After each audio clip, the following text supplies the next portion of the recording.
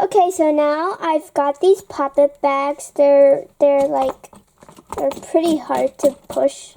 So first up, we got this avocado.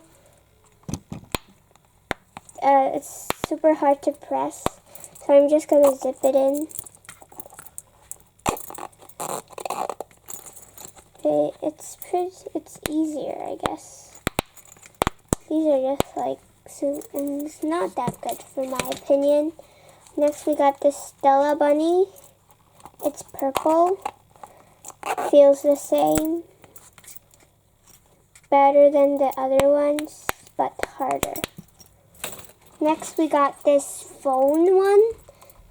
This is the first one I've opened. Okay.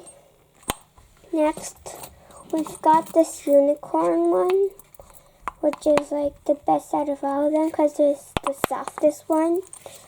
And we got a Pikachu. It's also pretty good. Oh my god. It pops out by itself, so it's kind of like good because I don't have to use my hands to go in the bag and like push the bubbles out.